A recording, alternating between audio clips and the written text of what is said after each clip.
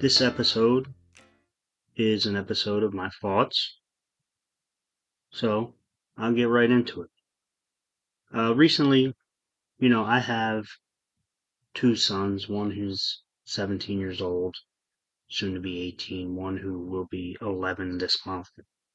They're both really bright, smart, nice human beings. But I often worry about them and really a lot of kids that I see in my circle about handling them because things come easy to them. I wanted to give Laura and I wanted to give a life to our kids that was much easier than ours, and we succeeded in doing that. But I also worry that that life sometimes is too easy, and our kids won't know how to deal with struggle. Maybe that's a little bit overblown. I don't know, but I worry about it. I don't want to raise kids that aren't prepared for the world when I'm not there to make it better for them or to, fix the problem. You know, I don't want to raise pussies, people that are going to get rolled over by, you know, people that they meet in the world and always take a back seat. I don't want to also raise entitled pricks who think that everything is designed for them or that they can always cut the line. I don't want to raise anybody that can't do anything for themselves, change a tire, um, fix, a leak in your faucet, those types of things. I also don't want to raise robots who think that everything in the world is a challenge, everybody is a challenge to them. Because you also see that, I see that with sports, particularly. I see that with immigrant parents, particularly, that come here that understand the value of America, but try to push their kids um, to be the best, always the best. That's not just immigrant parents. I just see it more often with them. And, not to enjoy life, right? They get so wrapped up in trying to make their kids' lives better than theirs that they also don't raise kids that have any emotional intelligence or have, value friendships and experiences and those things. And they're just caught up in progressing or getting better, you know. I don't also I don't want to raise kids that are that way either. So that's a delicate balance, and I think about it a lot, and I try to talk to my kids often about the value of struggle, the value of not being good at something and fighting to be better.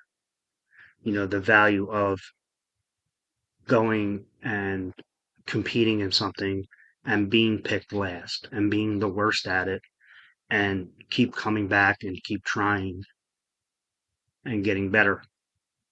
Again, my kids are really smart. They would do really well in school. A lot of those types of intellectual things come very easy to them. They're not into sports necessarily. It's not something that they are super into like I was as a kid. So it doesn't always come naturally to them. Those types of things, those athletic types of things are more of a struggle.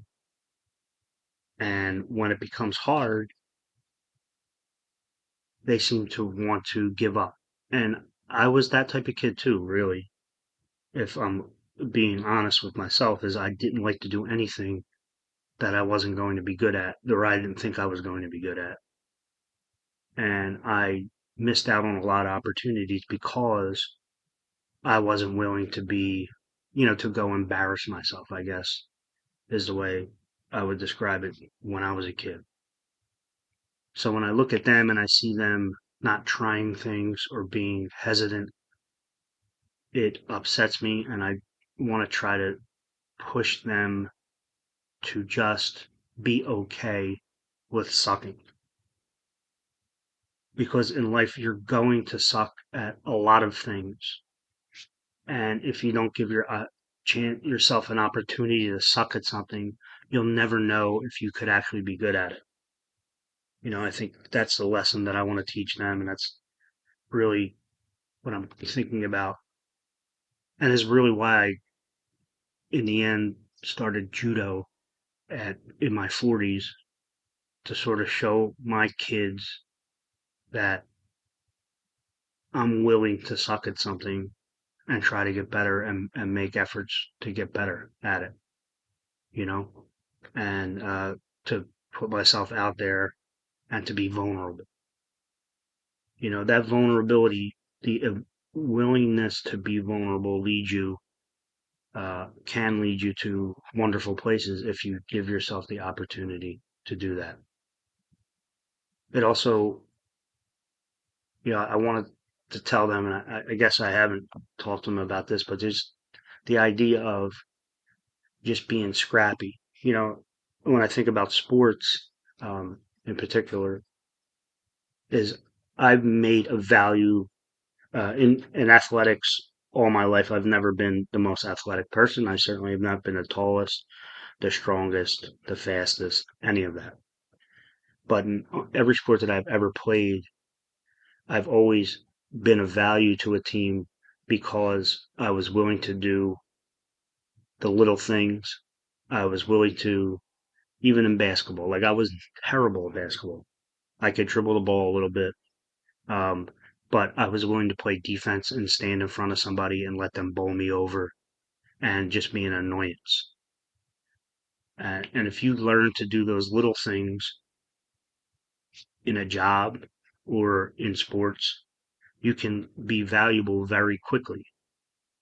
Just being willing to get dirty, to do the things that other people don't want to do, to say yes to just about anything. It's another thing. I had a person at work, not under me. I'm sort of a little bit of a mentor toward at work, come to me, and she asked me what I thought about a situation where her boss came to her and asked her if she wanted to help train other new employees. Now, she wasn't going to probably get paid for this, right? She's not going to get a raise to do this, but it's a new part of her job, and that she was going to have a new responsibility. And she wanted to know what I thought about taking on that responsibility. And what I would tell everyone here who listens is, if you're given those opportunities at work, at life, say yes. Say yes. Especially if you're already doing it, you know that you're good at it. Say yes. Because that's a benefit to you in your career. It's not going to extend your workday, right? It's just a new responsibility during your workday. You're not going to get paid for everything that you do at work up front. But that experience, that ability to put that on your resume, the ability to be able to say that I can train people, or I can do this new task I was given, that I can take responsibility, is great for professional development.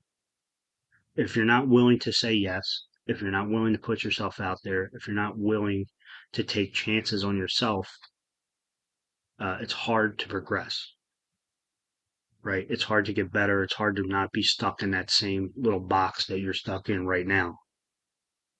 So that's sort of along the lines of what I've been thinking about with my kids. The other thing is, I have a 17-year-old who's soon to go into college. And I worry for him because I worry that he's going to make the same mistake that I made when I went to college. And I didn't have much guidance, like just the idea of me going to college was a win, right? But my kid's way smarter, did way better in school, and is way more prepared, and has advice, have people that have been through what he has been through. But, when I went to school, I picked a major that I thought that I would be good at, which was criminal justice. I didn't put a whole lot of thought into how that criminal justice degree would benefit me out in the real world, if it would actually, you know, help me get a job. And then I got to year three, or, junior or senior year of college, and then I thought, what the fuck am I going to do with this degree? I don't want to be a police officer. I don't want to be a parole officer or work in the prisons. So what am I doing? So, I made a decision to go to law school because that at least gave me a career path. And, part of it was the audacity that I would even try to go to law school because, you know, people thought in my life thought it was incredible that I even graduated high school. And when you look at my grades, they really weren't that far off. And the fact that I even got into a 4-year school was probably pretty lucky in any event. So, I think about in the 90s when I was going to college, everybody went to college. That was the way, that was the path forward. Trade school and trades were not well respected at the time. They just weren't. That's true. And, everybody was sold the dream. The American dream is through college, through a 4-year degree. And everybody needed one. And that's the way you got a job. And to some degree, that's still true in some areas of work, right? You need an accounting degree to be an accountant. You need a law degree to be a lawyer. You need a medical degree to be a doctor. However, I'm not so sure that that's true in a lot of other ways. And I'm not so sure that there's not better ways or cheaper ways or more efficient ways to find work and find a career without a 4-year degree. I don't know that I believe in it all that much. Now, again, college was a great cultural experience for me, and I would not want to take that away from anyone. However, and again, I would not be where I am today if I didn't go to school. I would have got caught up, I feel. I would have got caught up with what kids were doing in the neighborhood, not, just hanging out on the corner. I don't, and the stuff that was going on in my family, the turmoil. I don't know that I would have graduated college if I would have stayed home. Right. So going away to school was a big deal for me. It was the cultural experience, the opening of my world, and being on my own, and, uh, having the ability to just sort of make my own way. And I don't want to take that away from my kids or any kid. That is a valuable experience in and of itself. However, when you go there, you really should go there with a plan, you know, even if that plan changes over time. Going there for 4 years and wait, just as the cultural experience without having a benefit of having some kind of skill when you get out of there seems wasteful to me. I guess, and it seems unnecessary is, I guess, what I mean. Right? If you're going to be there, go there and get something that you can use. And whatever that plan is, if that plan is takes you to grad school or it takes you somewhere else, that's fine. But, just getting some 4-year liberal arts degree with no real direction, I don't know how valuable that is. I just don't. And I worry that my son is going to make that same mistake of getting a degree that he could have, done without, right? Or, you know, he could still pursue any passion that he wants and get a degree in something that he can fall back on while he's pursuing that passion. I guess that's my biggest concern. So anyway, so that's my advice to any kid out there, and maybe my son will listen to this podcast and listen to what I'm trying to say to him is that I don't want to. I want him to pursue any passion that he wants. I want him to be happy.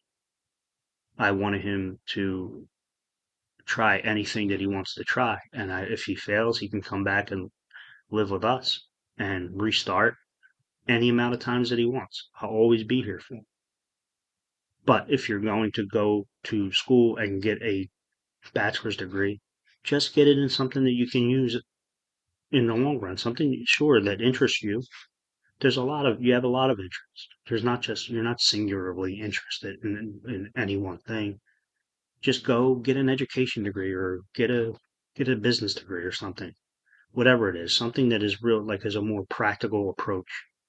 And if you want to study some other things that, uh, interest you, do that as a minor or a one-off, or take some courses outside, or, you know, do do a program outside of the college. You don't have to do one thing also, but, coming out of school with, I don't know, $200,000 in debt, and having no career path, having the same career path that you would have had without the degree, concerns me. And as a parent, it just seems wasteful. Unless your whole plan is to go to grad school, or, to go to a professional school like medical school or law school, and get that ultimate degree where you need any 4-year degree to get there. So that's my thoughts on that issue. The other thing I've been thinking about a lot lately is I hear friends, family talk about things that they're waiting for. They're waiting for this one thing to happen, or this one thing to be over, to start doing the things that they want to do. This life is short, man.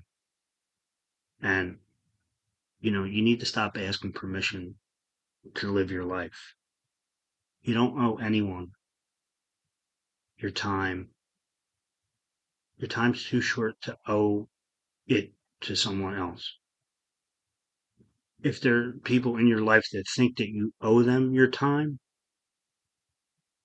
then you need to rethink who that person is to you. If they don't want the best for you, to want you to be happy, to want you to be doing the things, or being at the place, or being at the job that you want to be at, then they are selfish. It's your life. You only get one of them. At least you're only guaranteed one of them. So you got to do it now. Now's the time to do it. Now's the time to start your podcast. Now's the time to start, change your job. Now's the time to move if you want to move. Just get a plan and figure out how to do it, right? I mean, if you need to wait to get the money to do it, of course, that that's an impediment, and you need to figure that out. However, people or events are not a reason to hold your life, because there's always going to be a reason not to do it. It's the same thing that I tell people when they have kids, or advice that I've gotten when I had kids, is that, there's never a perfect time. There's never a perfect time to have kids. There's never a perfect time to change jobs. There's never a perfect time to move. Nothing's ever perfect. You have to accept the fact that it's not going to be perfect, and there are probably going to be struggles, and there may be setbacks. But if you're waiting for the perfect time to do something, or you're waiting for permission from those people in your life to tell you that it's the perfect time to do it, you're going to be waiting forever. So stop waiting. Make the plan and get it done. Get it done. Because, the only person that you owe an explanation to is you. Really. You have to be the most important person in your life, because if you're not, then no one, if you don't take care of yourself first, you can't take care of anyone else. That's all I'm saying. I'm not saying that, other people and making sacrifices for other people is wrong.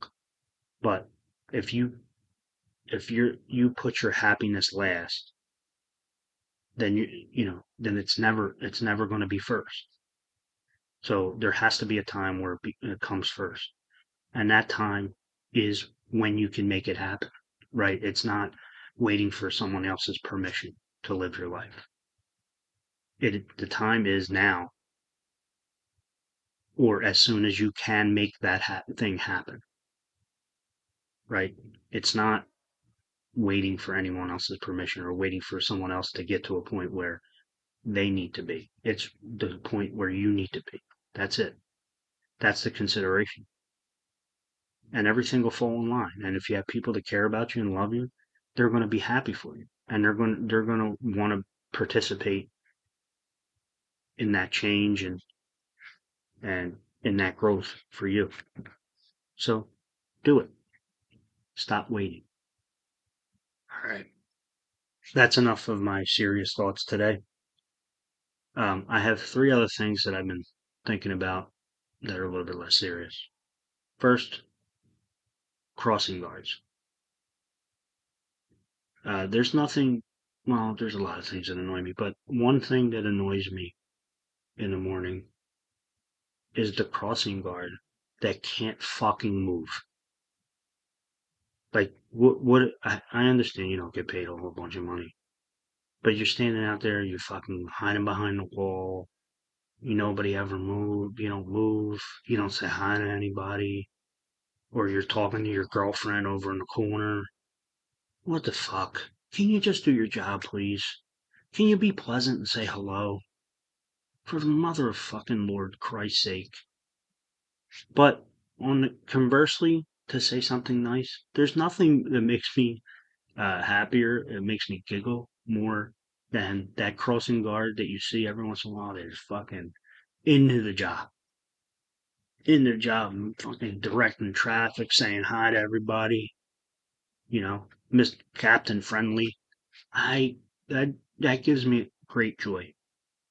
So I'm just asking that the miserable old bitch that's the crossing guard, kind of near my house, get with it. You know what I'm saying? Like, act like you want to be there. You know, don't leave when the cop passes and you sign your sheet. You know what I'm saying? We see what you're doing. Know what you're doing. Hide behind the wall, talking on your fucking phone. Sometimes you can't even like pick your head up to even like acknowledge that we're walking by. Get with it. And if it was just the one of you, I'd be fine. There's always a turd everywhere, but there's a lot of you out there. A lot of you out there that just don't want to be there. And I get it. Maybe it's miserable to get up at 7 o'clock in the morning and stand out on the corner for a couple hours. I don't know. But how about not do it then? Get another job. It doesn't pay that much. So, I'm sure there's other jobs out there that you can get. It seems like one of those jobs that you would really, like, the only reason to get it is because you enjoy children. So it seems fucking incredible that there's a bunch of crossing guards out there that don't enjoy children, or certainly don't really care if they get fucking smashed by a car or not, because they can't even move to the actual corner oh god. Anyway, but I do really enjoy the people, the crossing guards that are like into it. Big fan of those. My next annoyance is my friends, particularly Mike Lane and Ricky Lees, who are the biggest iPhone supporters on the planet. They tell me that I need to get an iPhone and my cheap Android phone, blah, blah, blah, blah, blah, blah, blah. Um, iPhones are for children. Uh, Android phones are much easier to use as a professional.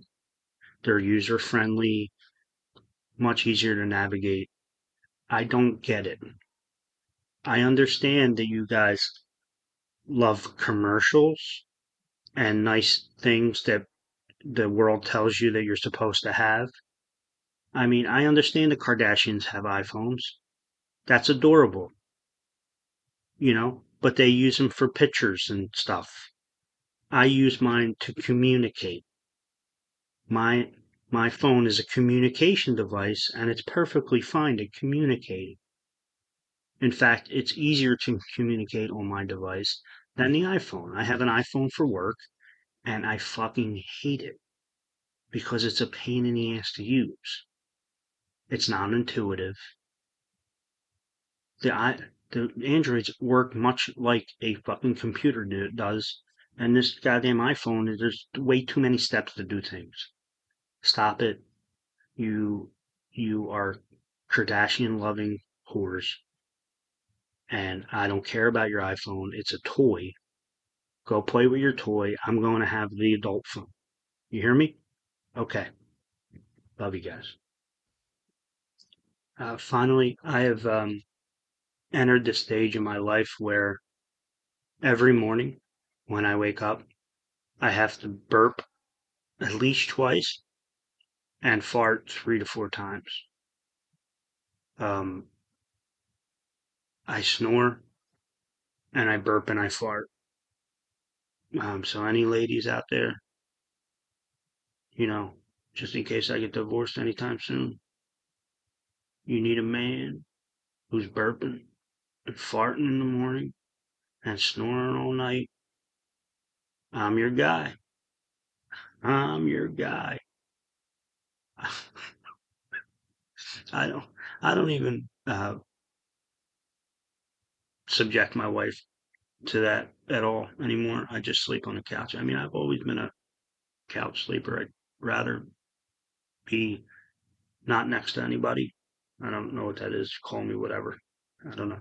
But at this point, I snore and I burp and I fart, and there's a lot of gas coming out of me and noise. I make a lot of noise at night and in the morning, particularly. I let out about a fucking 15-second fart this morning. Legitimately, a 15-second fart. Uh, and I burp like 3 times. I don't know. And then, and then Laura comes down and says, "Good morning." It sits next to me. And all I could think of is, does it still smell? She didn't say anything. And she, generally has the smell of a fucking deer in the woods. Anyway, so I guess it didn't smell that bad. Maybe got trapped under the blanket. I didn't waft her with it. But, 47 guys out there a little bit younger, it's coming, buddy.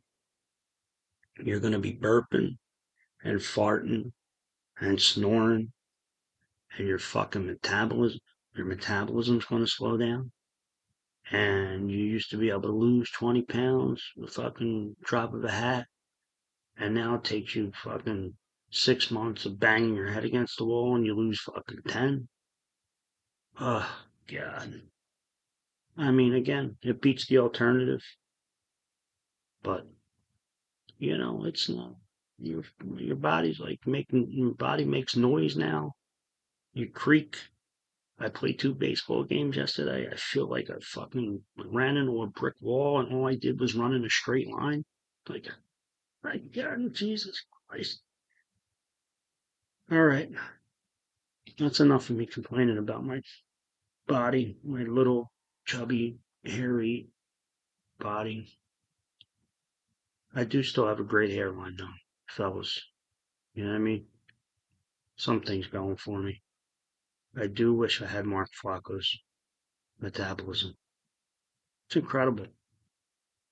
As Mark has told me, you can get a 6-pack if you throw up enough. All right. Until next time, I'm out.